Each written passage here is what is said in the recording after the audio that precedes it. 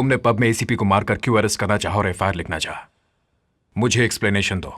वो पब इसके एरिया में आता है सर। उन लोगों ने रिश्वत नहीं दी तो इसने उन लोगों के साथ मारपीट की। खबर मिलते ही मैं वहाँ पहुंचा सर, तो इसने मुझ पर भी हाथ उठाया। You liar! किसने रुपए लिए वहाँ से? तुमने या मैंने? बोलो, कितने रुपए खाए और मेरा नाम लेते हो? Stop it! मेरे सामने तुमने गुंडे की तरह बर्ताव किया और सुपीरियर को मारने की कोशिश की। एसीपी ने जो कहा वो सच है, मैं मान रहा हूं। पेट्रोलिंग करना छोड़ के तुमने पब पर रेड क्यों मारी? हाँ, मतलब उन्होंने तुम्हें रुपए नहीं खिलाया इसलिए? जवाब दो। कल रात को मेरे घर में चोरी हुई, एक वैल्यूएबल डायमंड नेकलेस चोरी हो गया है, वो भी मेरे चार्ज लेने वाले दिन हुआ है। ये मेरे लिए कितनी शर्म की बात है। Do you know that? Police की वर्दी पहन के तुम गुंडागर्दी करते हो। मैंने पेट्रोलिंग की थी सर। हो सकता है जिसे मैं सस्पेक्ट कर रहा हूँ उस चोर का संबंध आपके घर की चोरी से हो। और don't give me this cock and bull story. तुम्हारी लापरवाही से ही ये सब न्यूसेंस हुआ है। देखो, तुमने दो गलतियां की है। एक, अपने हायर ऑफिशियल पर हाथ उठाया, और दूसरी, ड्यूटी ठीक तरह से नहीं की तुमने। And on that basis why shouldn't I suspend you? नहीं सर, बिना गलती किए आप मुझे सस्पेंड करेंगे तो मैं ट्रिब्यूनल जाऊंगा सर। क्या तुम मुझे धमकी दे रहे हो? जाओ, तुम्हें मैं 2 महीने के लिए सस्पेंड करता हूं। Go to whichever court you want. Now get lost.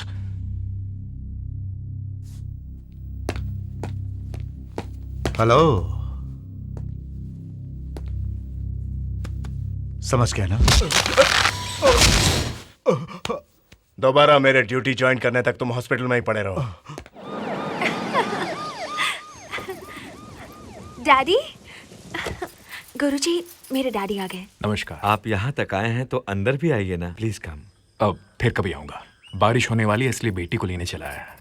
आप जैसे गुरुजी से संगीत सीखकर वाकई अपने आप को खुश नसीब समझती है गुरुजी। ये सब तो उसका प्यार है। बच्ची को संगीत का बहुत ज्ञान है, तभी तो अच्छी तरह संगीत को समझती है। आप 1 मिनट पहले आते तो कोयल जैसी मीठी आवाज में गाना गा रही थी, जिसे आप सुनते तो। सॉरी, आज मुझे थोड़ा जरूरी काम है, मैं चलता हूँ। चलती हूँ गुरुजी। अच्छा बेटी। हाँ, कौन बोल? सर ऐसा ही बोल रहा हूँ। हाँ बोलो। सर जिसे अरेस्ट किया था वो एमएलए का बेटा है। देखो, गलती करने वाले चाहे कोई भी हो, चाहे वो मेरी बेटी क्यों ना हो, मैं छोड़ूंगा नहीं। एफआईआर रजिस्टर करो, कोर्ट में कल पेश करो। लेकिन बात ये, नो मोर आर्गुमेंट्स। सर पूछ लीजिए पिताजी।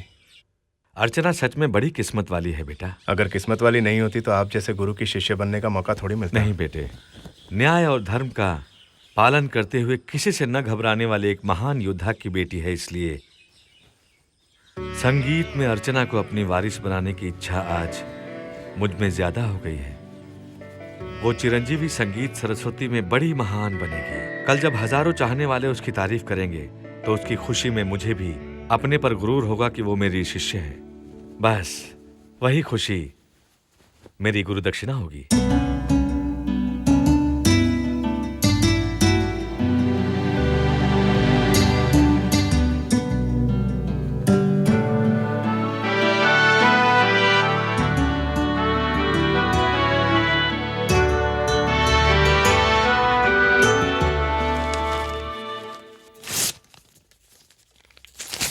हम ऐसा वैसा चोरी का सामान नहीं खरीदते सर। हमारे सिटी में 15 ब्रांच हैं। हमारे कस्टमर बहुत हैं। हम गवर्नमेंट रूल्स के मुताबिक ही केडीएम सोना बेचते हैं। वैसे सुना है आप सस्पेंशन में है अब तक। ऐसे इंक्वायरी वगैरह करके हमें सता रहे हैं। मैं एसीपी को बता दूंगा। सुन, तू केडीएम सोना बेचता है या केडीएम सोना खरीदता है ये मैं जानता हूँ। डायमंड नेकलेस चोरी हुआ है कमिश्नर साहब के घर से। वैसे डायमंड नेकलेस इस शहर में खरीदने वाला तू ही है, ये भी मैं जानता हूँ। अगर वो नेकलेस तेरे हाथों से खरीदा या बेचा गया तो तेरी दुकान के साथ तेरा भी सफाया कर दूंगा। मैं आपको पूरा कोऑपरेट करूंगा सर।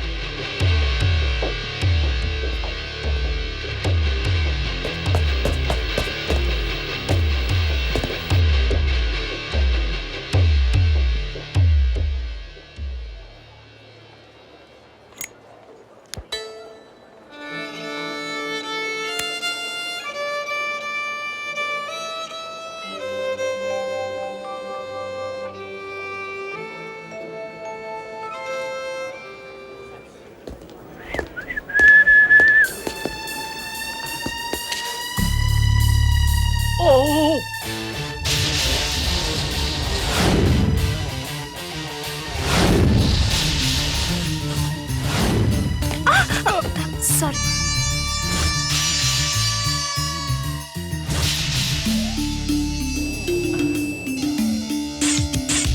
रुको, रुक। Sorry sorry. अरे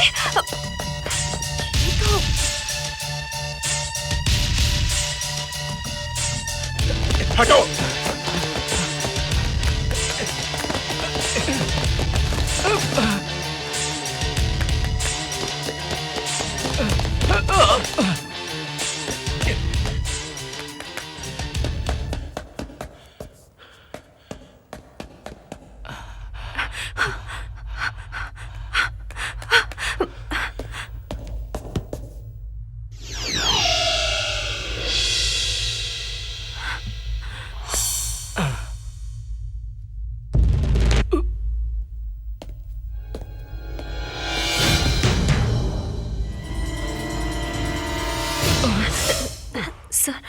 प्लीज मेरी हेल्प कीजिए। हेल्प? कैसी हेल्प? सर, वो हमारे घर पर चोरी हुई थी। जिसने चोरी की उसे मैंने यहाँ पर देखा। उसे हर हाल में भागने से रोकना होगा सर। तब तक मैं पुलिस को इन्फॉर्म करती हूँ। हाँ, कौन है वो? वो रहा सर। हाँ, सर कहाँ चले गए? Stop the car. कौन हो तुम? क्या चाहिए? तुम्ही से कह रहा हूँ। सॉरी।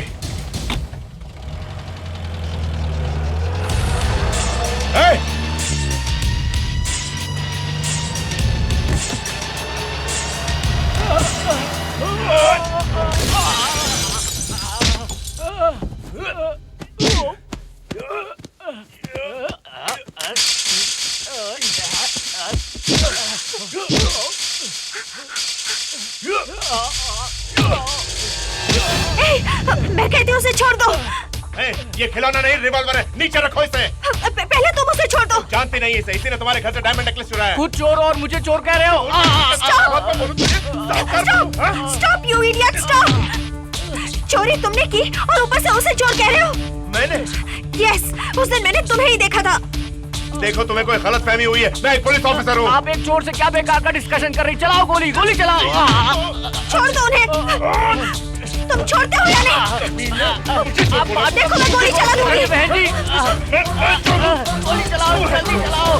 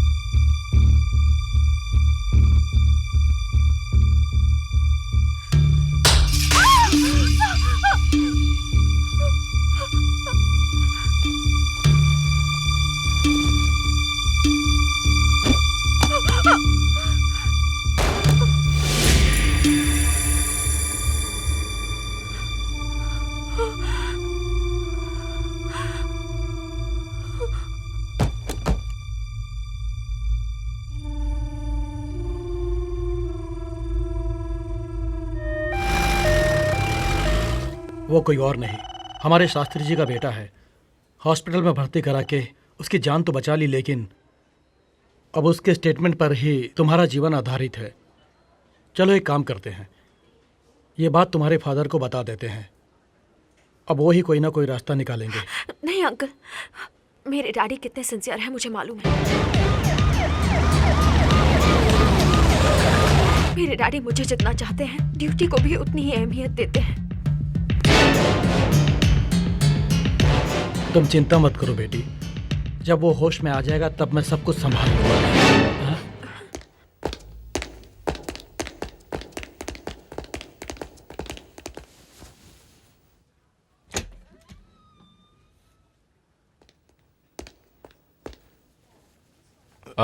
No formalities. कैसे हुआ ये सब? अनलॉक था रिवॉल्वर, इसे हैंडल करते वक्त मिसफायर हुआ सर। मिसफायर या सुसाइड अटेम्प्ट? सस्पेंड होने के बाद सर्विस रिवॉल्वर को स्टेशन में जमा करना पड़ता है, ये तुम नहीं जानते?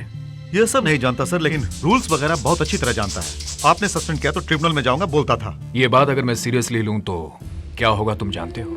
बस ज्यादा से ज्यादा 2 महीने और सस्पेंड करोगे, और क्या। देखिए इस तरह हिलिए मत, अभी अभी तो टाके लगाए हैं, हिलोगे तो दर्द होगा। नहीं डॉक्टर, इस दर्द से ज्यादा इनकी बातें मेरे दिल को चोट पहुंचा रही है। जाने दीजिए प्लीज। सुरेंद्र,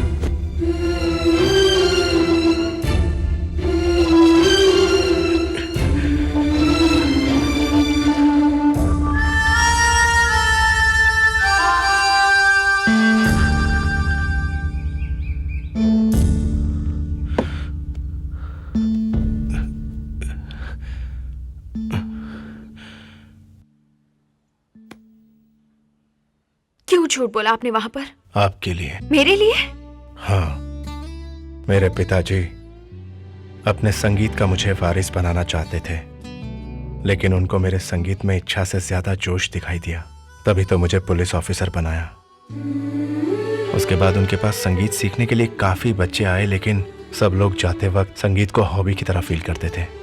पर तुम्हारे यहाँ आने के बाद उन्हें संगीत का एक सही वारिस मिला है, सोच के बहुत खुश होने लगे थे।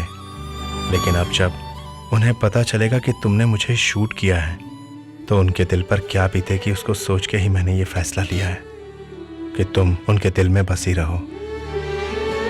उनको हकीकत मैं नहीं बताना चाहता, और सच्चाई तुम्हारे पिताजी भी जानेंगे तो तुम्हें क्षमा नहीं करेंगे। वो एक पुलिस ऑफिसर की तरह सोचेंगे और बाद में एक पिता का फर्ज निभाएंगे। वैसे भी एक्सीडेंटली सब कुछ हुआ है, तुमने जानबूझ के थोड़ी किया है। एक सच बोल के दुख देने से बेहतर होगा उसे छुपा के भला किया जाए।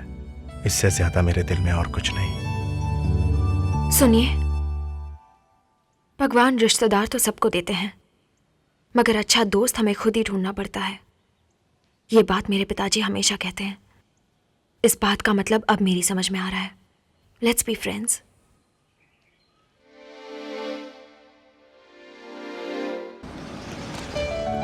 हेलो अर्चना। अंकल, देखो तुम्हारी आंटी ने तुम्हारे लिए क्या भेजा है, सैंडलवुड की वीणा। तुम एक सिंगर बनो, ये उनकी तमन्ना है। Thank you. ओ चिंटू बेटे, ये क्रिकेट किट तेरे लिए। Thank you uncle. ये लो बेटी, ये तुम्हारे लिए, और ये भी तुम्हारे लिए। क्या विनोद, मेरे लिए कुछ लाए कि नहीं? लाया हो ना, ये तुम्हारे लिए। पसंद आया? इसका मतलब दोस्ती की खातिर कुछ लाए हो, मान गए। भाई साहब लीजिए चाय पीजिए। थैंक यू भाभी। ये सब छोड़ो, तुम वो दिल्ली से ट्रांसफर करवाने वाले थे, उसका क्या हुआ? हाँ हुआ तो जरूर, लेकिन वो ट्रांसफर बिहार में हुआ। बिहार? हाँ भाई, now I am superintendent of police Darbhanga district. तुम्हारे गांव तेजपुर भी गया था मैं, वहां तुम्हारी बहन से मिला। क्या तुम मेरी बहन से मिले? अब भी वो ऐसी ही दिखती है या फिर बदल गई? वो तुम खुद ही देख लो। कुछ देर पहले पूछ रहे थे ना क्या लाए तुम मेरे लिए। देखो मैं क्या तोहफा लाया हूं, ये तुम्हारे परिवार के लिए है। तुम ही बताओ देख के, कैसी है तुम्हारी प्यारी बहन? अब तक मेरी बहन वैसी ही है, बिल्कुल भी नहीं बदली वो। अब तुम्हारे जीजाजी मामूली आदमी नहीं है, मेंबर ऑफ पार्लियामेंट बन गए, और साथ ही प्लानिंग कमीशन के मेंबर भी। और ये जो है, ये उनका बेटा है। दिखाइए। Thank you so much. It's all right. तुम्हारी बहन भी इसी तरह तुम लोगों की फैमिली फोटो देखकर बहुत रोई थी। तुम दोनों परिवारों के बीच कुछ प्रॉब्लम से ये बात मैं जानता हूं, लेकिन वो क्या है मैंने तुमसे कभी भी नहीं पूछा, क्योंकि ये तुम्हारी फैमिली प्रॉब्लम्स है। बहन भाई का संबंध बड़ा अटूट होता है। जैसे राखी के दिन बहन भाई को चाहे कहीं भी हो याद करती है। सगी बहन से भी ज्यादा तुमने उसे प्यार दिया, फिर क्यों दूर हो गए तुम दोनों? दोस्त होने के नाते क्या मैं जान सकता हूं?